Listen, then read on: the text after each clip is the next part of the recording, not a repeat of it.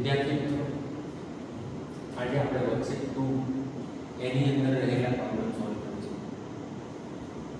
અહીંયા પ્રથમ પહેલો પ્રોબ્લેમ વર્કશીટ 2 ની અંદર એવો આપેલો છે કે એની અંદર x અક્ષની સાપેક્ષે ગતિ કરી રહેલા કણનું સ્થાન x, કણનું સ્થાન s અથવા x આ રીતે બદલાય છે, સમય સાથે બદલાય છે.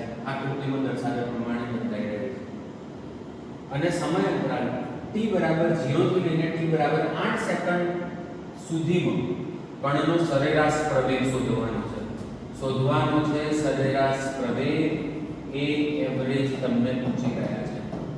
કેટલા સમયગાળા માટે? t બરાબર 0 થી લઈને t બરાબર 8 સેકન્ડ સમયગાળા માટે. અને ક્વેશ્ચનની અંદર આલેખ આવો આપેલો છે. આ ક્વેશ્ચન અંત છે કે સ્થાન x આવી રીતે બદલાય છે. સમય t આપેલો છે 2 સેકન્ડ, 4 સેકન્ડ, 6 સેકન્ડ ને 8 સેકન્ડ. કણ 0 સમય 0 સ્થાન પર છે. 2 સેકન્ડ સુધી કણનું સ્થાન વધશે અને 40 મીટરે પહોંચી જશે. કણ 2 સેકન્ડ થી લઈને 6 સેકન્ડ સુધી કણ 40 મીટરે જ રહેશે, એટલે સ્થાનમાં કોઈ ફેરફાર થવાનો નથી. અને 40 મીટર અંતર કાપ્યા બાદ તે ફરી પરત પાછો ફરે છે અને 6 થી 8 સેકન્ડના સમયગાળામાં કણ 0 સ્થાને પાછો આવી જશે. પાછો આવે એટલે 0 પર આવી જશે, ઉદ્ગમ પર આવી જશે. સૂર્ય પથ પર ગતિ છે, આમ આગળ જાય છે, અમુક સેકન્ડ ત્યાં જ રહે છે અને ફરી પરત પાછો ફરે છે. એવી ગતિનો આલેખ આપેલો છે. તો અહીંયા આપણે સમજીશું કે 0 થી 2 સેકન્ડના સમયગાળામાં તો કણનું સ્થાન બદલાય છે. કણ 0 મીટર થી 40 મીટર અંતરે પહોંચી જાય છે. કણ 0 મીટર અંતરેથી કયા સ્થાને પહોંચી જાય છે? 40 મીટર અંતરે પહોંચી જાય છે. એટલે 0 થી 2 સેકન્ડના સમયગાળામાં કણનો સરેરાશ વેગ શોધીશું. પહેલા તો સરેરાશ પ્રવેગ સીધો નહીં બને.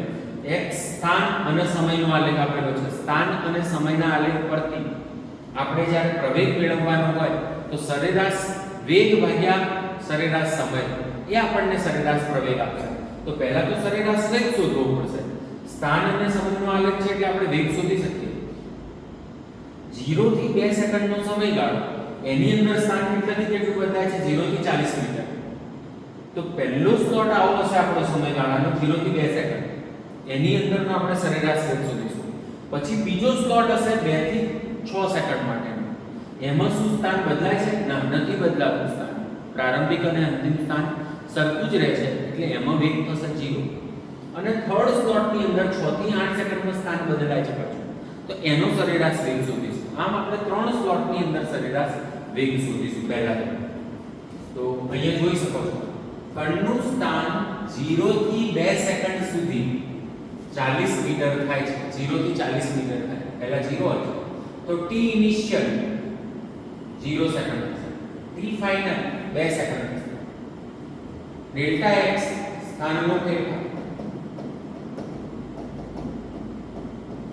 ડેલ્ટા x એટલે સ્થાનનો ફેરફાર, એક્સેપ્ટ અંતિમ સ્થાન માઈનસ xi પ્રારંભિક સ્થાન. અંતિમ સ્થાન 40 મીટર, પ્રારંભિક સ્થાન 0, તો ડેલ્ટા x સ્થાનનો ફેરફાર કેટલો થયો? 40 મીટર. હવે સરેરાશ વેગ પહેલા સ્લોટ માટે સરેરાશ વેગ એટલે ડેલ્ટા x સ્થાનનો ફેરફાર ભાગ્યા સમયગાળો. સ્થાનનો ફેરફાર 40 માઈનસ 0, સમયનો ફેરફાર 2 માઈનસ 0. અંતિમ સમય 2 સેકન્ડ છે, પ્રારંભિક સમય 0 છે, તો 2 માઈનસ 0, 40 ભાગ્યા 2 20 મીટર પર સેકન્ડ. આ થશે પહેલા સ્લોટ માટેનો સરેરાશ વેગ. t બરાબર 2 સેકન્ડ થી લઈ t બરાબર 6 સેકન્ડ સમય સુધી કણનું સ્થાન બદલાતું નથી, તેથી તેનો સરેરાશ વેગ 0 થશે. આનો ડેલ્ટા v શોધવો હોય તો ડેલ્ટા x ભાગ્યા ડેલ્ટા t, ડેલ્ટા x એક્સેપ્ટ minus xi, df minus vi, xi is equal to એક્સેપ્ટ, કણનું સ્થાન બદલાતું નથી એટલે એક્સેપ્ટ બરાબર xi છે. કિંમત અંતિમ સ્થાન અને પ્રારંભિક સ્થાનની સરખી છે, તો આ 0 થશે. નીચે ભલે 6 - 2 કરો પણ 0 upon something that make it 0 metre પર સેકન્ડ થશે, શૂન્ય થશે. વચ્ચેનો જે સમયગાળો આપેલો છે એમાં સ્થાન બદલાતું નથી. આ 40 છે, આ 40 છે, તો સ્થાન તો બદલાતું જ નથી, અચળ રહે છે. સ્થાન બદલાતું નથી તો વેગ શું થશે? વેગ શૂન્ય જ થશે, જે મેથેમેટિકલી સાબિત પણ થાય છે કે એ સમયગાળા માટે સરેરાશ વેગ કેવો બને છે? શૂન્ય બને છે. હવે ત્રીજો સ્લોટ આવે તો કે ત્રીજા સ્લોટની અંદર સમય 6 સેકન્ડથી સમય 8 સેકન્ડ સુધી જાય છે. સમય 6 સેકન્ડથી લઈને 8 સેકન્ડ સમય સુધી જાય છે. અહીંયા જોઈ શકીએ કે ત્રીજો જે સ્લોટ છે એમાં 6 સેકન્ડથી લઈને t બરાબર 8 સેકન્ડ થાય છે. ત્યારે કણનું સ્થાન બદલાય છે. પહેલા કણ 40 મીટર અંતરે હતું, પછી અંતે 0 થઈ જાય છે, ઉદ્ગમ પર પાછું આવે છે. તો સ્થાનનો ફેરફાર આપણને આપેલો છે, સમયનો ફેરફાર પણ આપણી પાસે છે. તો તેથી તેનો સરેરાશ વેગ શોધી શકાય ડેલ્ટા x ભાગ્યા ડેલ્ટા t. ડેલ્ટા v સરેરાશ વેગ એ ડેલ્ટા x ભાગ્યા ડેલ્ટા t થશે, xf minus xi upon tf minus ti. Delta v 0 થી 40, 0 થી આ 40 થી 0 થયું છે તો અંતિમ થશે મારું 0. આ અંતિમ સ્થાન છે, આ પ્રારંભિક સ્થાન છે. અંતિમ માઈનસ પ્રારંભિક, અંતિમ થશે 0 માઈનસ પ્રારંભિક છે 40. નીચે અંતિમ સમય 8 સેકન્ડ, પ્રારંભિક સમય 6 સેકન્ડ. તો -40 ભાગ્યા 2, 0 - 40 એટલે -40 આવશે, -40 ભાગ્યા 2 થશે -20 મીટર પર સેકન્ડ. તો આપણી પાસે ટોટલ 3 સ્લોટ થયા, જેમાં પહેલાનું સરેરાશ વેગ પ્રારંભિક વેગ જાણે કેવો મળ્યો પહેલા સમયગાળા માટે ધન 20 મીટર પર સેકન્ડ, અને અંતિમ સમયગાળા માટે આપણને સરેરાશ વેગ કેવો મળ્યો? -20 મીટર પર સેકન્ડ. તો હવે સરેરાશ પ્રવેગ શોધી શકાય ડેલ્ટા v ભાગ્યા ડેલ્ટા t. v અંતિમ માઈનસ v પ્રારંભિક ભાગ્યા ડેલ્ટા t એટલે સમયગાળો. હવે v અંતિમ કેટલો છે? -20 માઈનસ v પ્રારંભિક કેટલો છે? તો એ ધન 20 છે. તો -20 માઈનસ +20, તો માઈનસ ઇન્ટુ પ્લસ માઈનસ થઈ જશે. આ -20 આ -20 એટલે -40. હવે નીચે છે સમયગાળો. સમયગાળો આપણને સવાલમાં આપેલો હતો, ટોટલ સમયગાળો 0 થી લઈને 8 સેકન્ડ. 8 - 0 થશે, અંતિમ માઈનસ પ્રારંભિક. તેથી 8 - 0 8 આવશે, -40 ભાગ્યા 8 -5 મીટર પર સેકન્ડ સ્ક્વેર આવશે. આપણો સરેરાશ પ્રવેગ આવશે -5 મીટર પર સેકન્ડ સ્ક્વેર.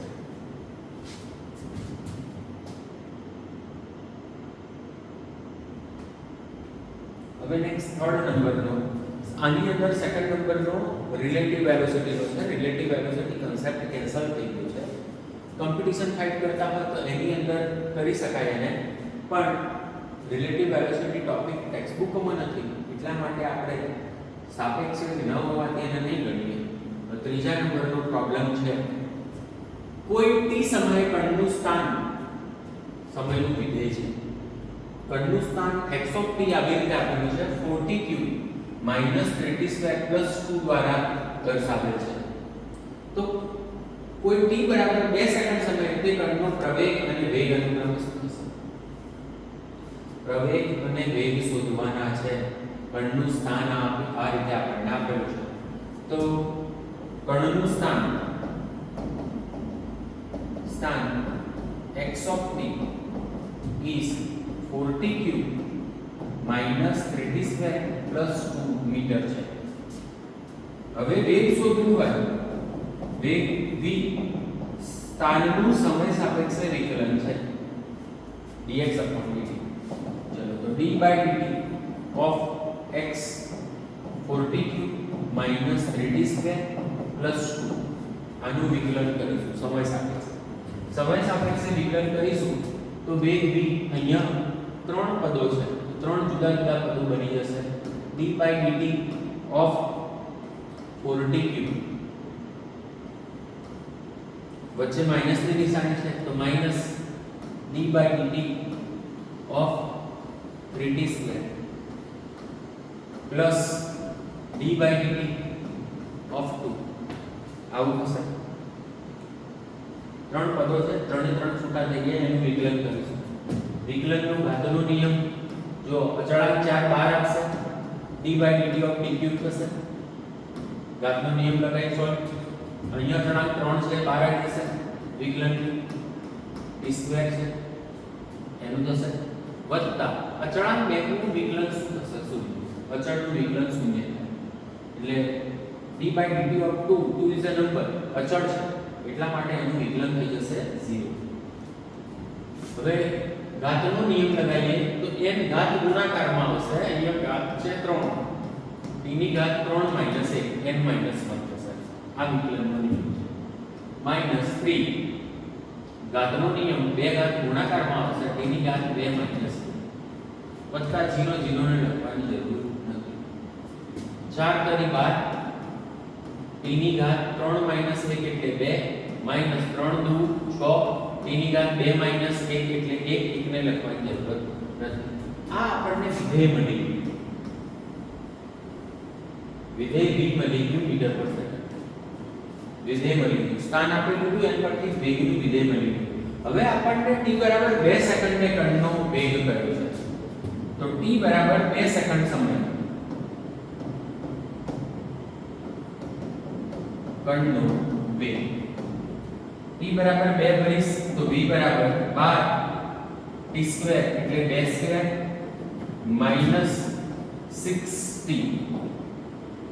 6t t ની જગ્યાએ આપણે 2 ભરવાનું છે તો 2 ભરી દીધું.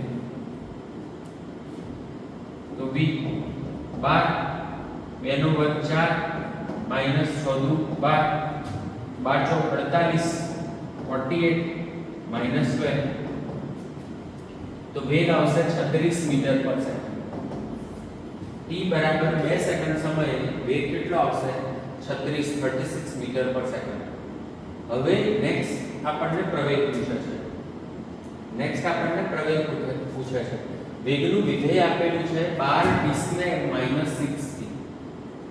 વેગનું વિધેય આવે છે 12t² - 6t. આ જ 2 સેકન્ડ સમયે આપણે પ્રવેગ પણ શોધવાનો છે. તો નેક્સ્ટ વેગનું વિધેય છે v 12t² - 6t. આવું વિધેય છે. એના પરથી પ્રવેગ લાવવાનો છે. તો પ્રવેગ a બરાબર dv/dt of velocity v 12t² - 6t. પ્રવેગ a d/dt of 12t² - d/dt of 6t. 12 અચળાંક છે 12 આવી જશે. d/dt of t² minus 6 અચળાંક છે 12 આવી જશે. dt/dt. તો પ્રવેગ a અહીંયા ઘાતનો નિયમ લગાવીને આપણે સોલ્વ કરીશું. પ્રવેગ a બરાબર 12 ઘાત ગુણાકારમાં આવશે 2 t ની પાવર 2 - 1 એવું થશે. -6 dt/dt 1 12 24 t ની ઘાત 2 - 1 એટલે 1 લખવાની જરૂરત નથી. -6 આ પ્રવેગનું વિધેય મળે છે. આ પ્રવેગનું વિધેય મીટર પર સેકન્ડ સ્ક્વેરમાં મળે છે. હવે સેમ આપણે t બરાબર 2 સેકન્ડ સમયે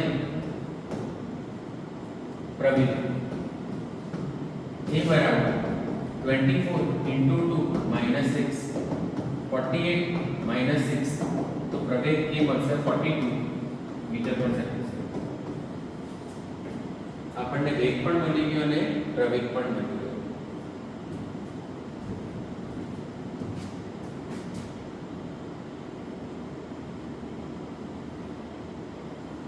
હવે આપણને પ્રોબ્લેમ આપેલો છે એક ટાવરની ટોચ પરથી એક ટાવર આપેલો છે.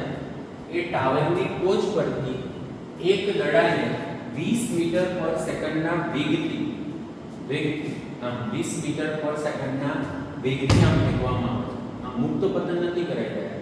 આ વખતે આપણે આ દડાને બળ આપીને ફેંકી રહ્યા છે. મતલબ એનો પ્રારંભિક વેગ 20 મીટર પર સેકન્ડ આપીએ છીએ પછી ફેંકીએ છીએ.